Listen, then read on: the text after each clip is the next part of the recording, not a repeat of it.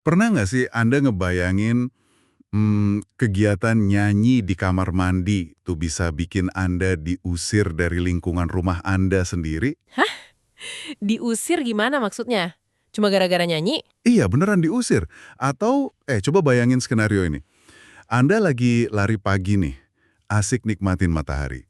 Terus pas Anda lihat ke bawah, Mm-mm. bayangan Anda sendiri tiba-tiba lepas dari tubuh, lari ninggalin Anda gitu aja. Wah, oke, itu sih terdengar kayak semacam mimpi demam ya. Kayak sesuatu yang absurd banget dan nggak mungkin ada di dunia nyata. Nah, awalnya saya juga mikir gitu sih pas baca tumpukan materi sumber buat eksplorasi mendalam kita hari ini. Iya kan? Pasti mikirnya ini cuma fiksi aneh gitu. Betul. Jadi hari ini kita bahas cerita-cerita surrealis dari sastrawan Senogumira Aji Dharma. Ceritanya tuh dimulai pakai premis yang aneh banget. Sangat aneh malah. Tapi pas Anda baca lebih jauh, Anda bakal tiba-tiba sadar, astaga, ini tuh sebenarnya bukan fiksi kosong. Ini lagi ngomongin kita. Ah, iya. Ngomongin kehidupan sosial kita ya. Tepat banget. Kemunafikan yang kita lakuin tiap hari, dan gimana rasanya hidup di tengah masyarakat yang pelan-pelan kayak kehilangan empatinya. Dan cara yang dipakai penulisnya tuh menurut saya brilian banget sih. Absurditasnya itu dipakai sebagai semacam cermin pembesar gitu. Cermin pembesar gimana tuh? Ya, kadang-kadang realitas kita sehari-hari tuh terlalu biasa kan. Jadi kita nggak sadar kalau sistemnya udah rusak. Oh, saya paham. Jadi karena saking biasanya, kita maklum aja. Nah, bener. Jadi penulisnya pakai situasi yang bener-bener nggak masuk akal buat memaksa kita ngelihat, betapa nggak masuk akalnya perilaku manusia modern. Menarik banget. Jadi buat Anda yang lagi dengerin sekarang, siap-siap aja. Karena kita bakal masuk ke semacam lubang kelinci yang lumayan dalam hari ini. Pasti seru nih, kita mulai dari mana dulu? Kita lompat ke cerita pertama, yang kebetulan jadi judul utama dari kumpulan karya ini, yaitu Dilarang Menyanyi di Kamar Mandi. Oke, mari kita bedah. Jadi ada perempuan pekerja kantoran, namanya Sophie. Dia ngekos di sebuah gang yang padat banget di Jakarta. Gang padat ya, ingat konteks lingkungannya ini penting banget. Iya, dan Sophie ini punya satu kebiasaan sederhana.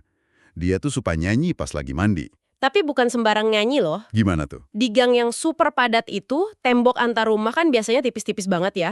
Dan suara nyanyian Sophie ini dideskripsikan punya karakter serak-serak basah gitu. Oke, terus masalahnya di mana coba? Maksud saya, di gang padat mah, suara orang mandi atau nyanyi kan wajar banget ya kan? Nah, masalahnya tuh ada di para suami di gang tersebut. Hah? Para suami? Iya, kombinasi dari suara nyanyian Sophie ditambah bunyi air dari gayung yang jebar-jebur itu entah gimana memicu imajinasi liar para suami tetangganya. Sebentar, imajinasi liar gimana? Di ceritanya, para suami ini tuh sampai ngumpul di balik tembok. Mereka dengerin suara Sophie mandi, terus berhayal erotis bareng-bareng. Ya ampun. Bahkan secara ekstrim diceritakan mereka sampai mencapai orgasme bareng cuma gara-gara dengar suara air di balik tembok. Wah, absurd parah sih ini. Jadi para suami ini yang berhalusinasi dan punya pikiran kotor sendiri kan? Betul. Tapi lucunya, reaksi yang muncul setelah itu tuh benar-benar di luar nalar. Istri-istri di gang itu pastinya marah besar dong. Pasti, karena suami mereka jadi dingin di ranjang. Mereka ngerasa pernikahannya terancam. Nah, tapi yang didemo sama para istri ini siapa coba? Sophie. Kok malah Sophie? Nah, itu dia. Mereka rame-rame datang ke Pak RT, nuntut supaya Sophie diusir dari kampung karena dianggap meresahkan warga. Astaga. Oke, mari kita urai ini. Bukankah ini konyol banget? Ini tuh rasanya kayak menyalahkan hujan yang turun cuma gara-gara atap rumah kita sendiri yang bocor. Analogi yang pas banget tuh. Iya kan? Kenapa malah menghukum stimulus eksternalnya? Kenapa nggak ngontrol pikiran sendiri aja? Yang sangat menarik di sini adalah atap yang bocor itu kan ketidakmampuan para suami mengendalikan nafsu mereka sendiri ya. Benar.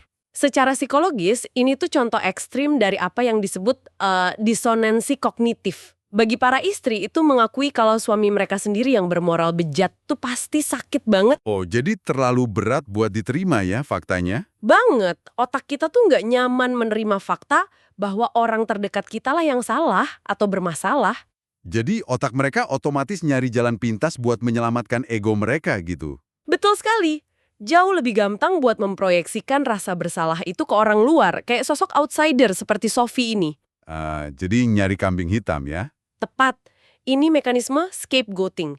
Dengan bikin Sophie seolah-olah penjahatnya, para istri ini ngerasa mereka lagi ngelakuin tindakan moral yang mulia. Menyelamatkan rumah tangga. Padahal mereka lagi menindas kebebasan individu yang bahkan nggak ngelakuin kejahatan apa-apa. Iya, Sophie kan cuma mandi. Dan yang paling gila menurut saya, Sophie tuh ujung-ujungnya ngalah loh. Dia setuju buat mandi dalam diam, nggak nyanyi lagi. Terus warga puas dong harusnya. Enggak, para ibu di gang itu tetap aja resah. Walaupun Sophie cuma mandi tanpa suara, cuma bunyi air cipratan doang, imajinasi para suami itu tetap aja liar ngebayangin Sophie. Karena akar masalahnya memang bukan di suara nyanyiannya kan? Iya, bener. Selama pikiran kotor itu ada di kepala pendengarnya, stimulus kecil apapun bakal memicu reaksi yang sama. Inilah ironi dari sensor masyarakat. Sensor yang salah sasaran ya? Sangat salah sasaran. Saat sebuah kelompok mayoritas mencoba mensensor sesuatu dengan alasan meresahkan, seringkali yang sebenarnya terjadi itu mereka cuma lagi memaksakan kecemasan mereka sendiri ke orang lain. Pak RT-nya aja sampai bingung kan di cerita itu. Dia sampai punya solusi absurd mau ngundang instruktur senam biar ibu-ibu di kampung bisa senam dan tampil lebih menarik buat suaminya. Solusi yang sama sekali nggak nyentuh akar masalah. Tapi ada satu detail yang bikin cerita ini lebih dari sekedar, komedi gelap. Gimana tuh kelanjutannya? Sophie akhirnya pindah ke kondominium mewah. Di sana dia bebas mandi, nari, nyanyi sepuasnya tanpa ada yang protes. Terus pacarnya, si Marco yang lagi di Paris, ngelihat ini sebagai fenomena kelas. Oh, jadi ada unsur kesenjangan sosialnya juga ya di sini? Banget, kebebasan ruang personal itu ternyata cuma privilege buat kelas menengah ke atas. Di masyarakat akar rumput yang ruangnya sempit dan berhimpitan, privasi itu gampang banget dihancurkan sama tirani mayoritas. Gila, dalam banget ya. Dan kalau baca catatan penulisnya, ide cerita ini tuh terinspirasi dari kejadian nyata tahun 90 kan? Iya, pas pelarangan teater koma itu loh. Oh, yang judul pertunjukannya Suksesi ya, yang dilarang sama negara itu. Bener. Penulisnya tuh heran, ini kan cuma pertunjukan seni buat kalangan terbatas kok dimusuhi sebegitunya sama aparat. Terus dari situ dia mikir ke hal yang lebih remeh. Iya, dia mikir jangankan teater, jangan-jangan nanti orang nyanyi di kamar mandi aja bakal dilarang. Wah, jadi ancaman terhadap kebebasan tuh nggak cuma datang vertikal dari penguasa ya, tapi bisa horizontal dari sesama warga yang pakai kedok moralitas. Tepat banget. Luar biasa. Nah, dari kecenderungan masyarakat yang terlalu sibuk mencampuri urusan orang lain ini, gimana kalau pendulumnya kita ayun ke arah sebaliknya? Sebaliknya gimana tuh? Masyarakat yang nggak peduli sama sekali. Iya, dari overpolicing, kita pindah ke masyarakat urban yang sama sekali nggak peduli pada tanggung jawab moral mereka. Bahkan sama hati nuraninya sendiri. Ini pasti mau ngomongin kisah Elektra kan? Elektra ini lagi jogging pagi, matahari cerah, terus tiba-tiba dia lihat bayangan hitamnya berlari mendahului raga fisiknya. Berbelok, terus hilang gitu aja. Saya tuh ngebayangin kepanikan Elektra pas kejadian. Dia nanya sana-sini kan, ke tukang roti, ke penjual bacang. Terus pada nolongin nggak? Enggak sama sekali. Bukannya ditolong, dia malah dijauhin. Orang-orang nganggap dia gila, bahkan diteriakin kuntilanak gara-gara nggak punya bayangan. Reaksi yang khas masyarakat perkotaan ya, takut sama hal yang beda. Terus ada momen komedi absurd lagi nih. Bayangannya itu malah sempat-sempatnya kelihatan lagi asik nyoba baju di Mall Blok M. Surrealis banget sih itu, bayangannya kayak punya kehidupannya sendiri. Iya. Dan akhirnya, bayangan-bayangan itu diceritakan lari ke jalan tol menuju negeri kegelapan. Terus besoknya, jutaan bayangan penduduk kota terbang melesat keluar angkasa. Menuju lubang hitam ya? Benar. Elektra akhirnya sadar, bayangan itu pergi karena manusia tuh udah ninggalin hati nurani mereka. Bayangan di sini bukan sekedar pantulan cahaya kan? Tapi representasi dari jiwa, empati, atau hati nurani yang udah capek karena nggak pernah dipakai. Nah, disinilah ini menjadi sangat menarik. Reaksi warga kotanya gimana coba? Apakah mereka sedih kehilangan hati nurani? Enggak kan pasti. Sama sekali enggak. Ada yang malah nasehatin Elektra, bilang nggak usah sedih. Katanya, toh bayangan itu nggak ada fungsinya secara material. Nggak bikin miskin atau susah kerja. Bikin merinding sih dengernya. Iya kan? Masyarakat kita kayaknya emang udah sampai di titik di mana hati nurani itu dianggap sekedar aksesoris opsional aja. Selama badan masih sehat buat cari uang, kehilangan jiwa dianggap bukan masalah. Persis kayak orang-orang di KRL yang penuh sesak tiap pagi. Semuanya nunduk main HP, mati rasa sama sekitarnya. Jika kita hubungkan ini dengan gambaran besarnya, mati rasa itu tuh tervisualisasi dengan sangat sempurna di cerita berikutnya loh. Kisah kringing-klinging. Oh, yang soal telepon berdering di kantor itu ya? Iya, bayangin, ada meja di gedung pencakar langit, terus teleponnya bunyi. Kling-kling, terus-terusan. Gila sih, kalau saya duduk dekat situ 5 menit aja bunyi, pasti langsung saya angkat. Tapi orang yang mejanya paling dekat malah nyurekin loh di cerita ini. Kenapa coba alasannya? Alasannya birokratis banget. Dia bilang, itu bukan ekstensi saya. Atau saya lagi sibuk mikirin strategi marketing nih. Ada juga yang bilang nanti kalau diangkat malah disuruh nyatet pesan. Mending pura-pura budek aja kan? Itu dia. Alasan yang relate banget sama dunia kerja modern. Kita semua sibuk mengisolasi diri di dalam gelembung efisiensi pekerjaan kita sendiri. Dan karena nggak ada yang mau tanggung jawab, teleponnya bunyi terus. Bukan sejam 2 jam loh, tapi sampai pegawainya pada resign, perusahaannya bangkrut, gedungnya jadi reruntuhan berlumut. Dan berapa lama waktu berlalu di cerita itu? 200 tahun. Ini udah kayak film fiksi ilmiah pasca apokaliptik. Sampai akhirnya ada penjelajah masuk ke reruntuhan dan ngangkat telepon purba itu. Pas diangkat, apa yang dia dengar di ujung sana? Suara parau dari rakyat kecil. Mereka bilang udah neken nomor itu dari zaman kakek buyut mereka. Nyari keadilan karena ditindas. Tapi nggak ada satupun birokrat di gedung itu yang mau merespons. Ratusan tahun nyari keadilan dan reaksi penjelajah modern itu gimana? Dia cuma nutup teleponnya terus bilang, dasar orang gila kurang kerjaan. Wah, bercerita ini benar-benar ngebongkar penyakit paling kronis masyarakat kita ya, apatisme pasif. Kejahatan terbesar ternyata bukan dari orang yang aktif nyakitin ya, tapi dari pengabaian. Ini kan ibarat efek saksi mata atau bystander effect yang sangat ekstrim. Betul. Kayak kalau ada kecelakaan di jalan, rame, orang malah pada mikir, pasti ada orang lain yang nolongin. Iya, kalau di zaman sekarang, persis pas kita lagi scrolling media sosial. Kita lihat video ketidakadilan, ngerasa kasihan 2 detik, terus lanjut scroll ke video kucing lucu. Karena kita mikir itu bukan urusan kita, ada hal lain yang lebih penting buat hidup kita sendiri. Apakah kesibukan modern emang didesain buat bikin kita tuli dan gak punya jiwa kayak gini? Sepertinya begitu.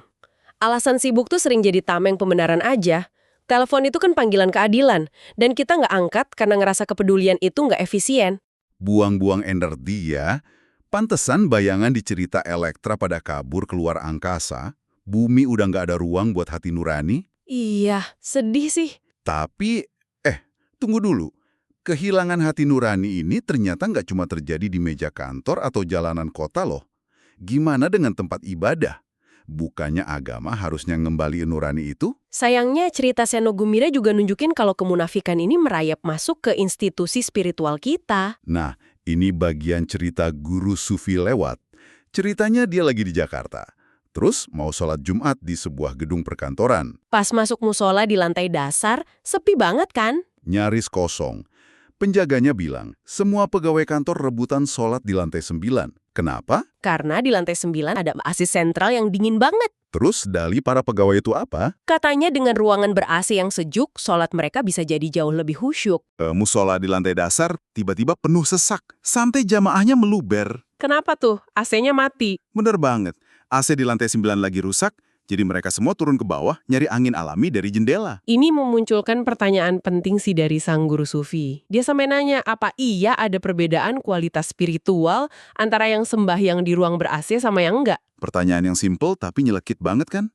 Apakah kita tuh di dunia nyata persis kayak pegawai kantor itu? Maksudnya? Iya, nyari kenyamanan transaksional dalam hal spiritual, alih-alih nyari esensinya. Ternyata yang kita sebut kekhusyukan itu seringnya cuma hasrat fisik akan kenyamanan. Bener banget. Kita memanipulasi ritual, kita tutup pencarian kenyamanan jasmani itu pakai jubah dedikasi spiritual. Ini bukti ego manusia selalu minta diutamakan. Wah, ngomongin soal ego, ini nyambung ke cerita yang lebih gelap lagi. Legenda Sunan Jagakali. Ini favorit saya sih dari semua tumpukan sumber ini. Cerita soal roda nasib dan balas dendam itu ya? Iya. Berawal dari masa lalu, ada pemancing nangkap ikan ajaib yang bisa ngomong. Ikannya mengiba, tolong lepasin aku, dagingku dikit nggak bakal bikin kenyang. Tapi pemancingnya nolak kan? Jelas nolak, ego manusianya tinggi. Dia ketawa, terus ikannya dibunuh dan dimakan. Unjuk kekuasaan yang sewenang-wenang banget. Nah, berkat reinkarnasi, roda nasib berputar. Berabad-abad kemudian, peran mereka kebalik. Pemancing lahir jadi ikan yang dimakan lahir jadi manusia pengail. Terus si pengail ini nangkap ikan reinkarnasi pembunuhnya itu dong? Iya, dan ikannya gantian mengiba minta dilepasin. Pasti si pengail nggak mau ngelepasin dong, karena dia ingat penderitaan masa lalunya. Tepat, dia bilang dia nggak peduli soal moralitas, pokoknya mau balas dendam. Siklus ini terus berlanjut. Manusia jadi ikan jadi manusia, bunuh-bunuhan terus atas nama rasa sakit masa lalu. Ini sebenarnya bukan cerita soal mancing doang loh. Ini representasi konflik sejarah manusia yang sesungguhnya. Maksudnya siklus kekerasan di masyarakat kita. Iya, korban kemarin ngerasa punya hak penuh buat jadi penindas hari ini karena mereka ngerasa, dulu kami juga disakiti. Tapi kalau dipikir-pikir, wajar nggak sih kalau ikannya marah? Rasanya adil dong kalau dia menuntut pembalasan? Memang kerasa adil kalau pakai kacamata keadilan retributif.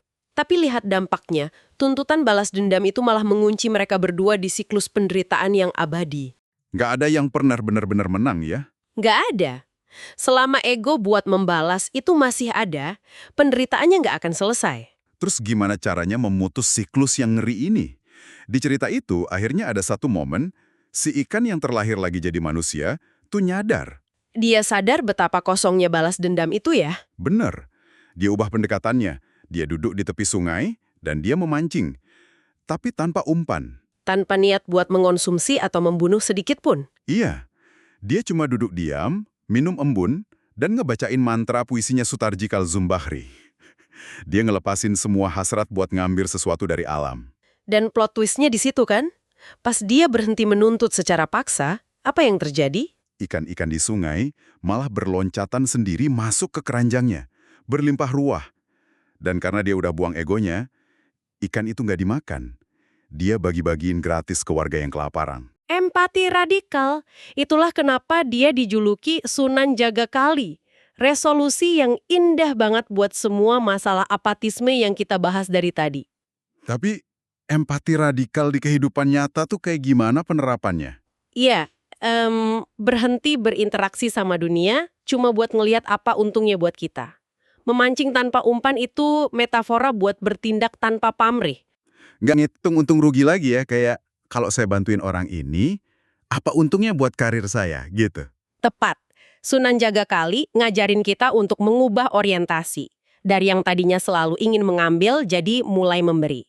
Saat kita berhenti serakah, semesta malah ngasih kelimpahan. Luar biasa. Eksplorasi hari ini benar-benar kayak roller coaster ya. Dari gang sempit yang berisik, ke jalanan kota tanpa bayangan, masuk ke runtuhan 200 tahun, sampai ke sungai tempat Sufi memancing tanpa umpan. Semua cerita ini ngebongkar lapis demi lapis pertahanan psikologis kita. Sastra yang baik emang nggak harusnya bikin nyaman, tapi jadi cermin yang jujur. Bener banget. Nah, untuk Anda yang udah ngedengerin perjalanan kita ini, sekarang giliran Anda buat bercermin. Coba lihat lagi kehidupan sehari-hari Anda. Jangan-jangan Anda tanpa sadar pernah ikut menghakimi orang yang lagi nyanyi di kamar mandi? Atau mungkin di dunia kerja yang super sibuk ini, Anda lagi mengabaikan telepon berdering dari orang yang butuh bantuan, cuma karena ngerasa itu bukan urusan Anda. Iya, gampang banget buat kita terjebak nyari musola ber-AC dan lupa buat empati tanpa pamrih.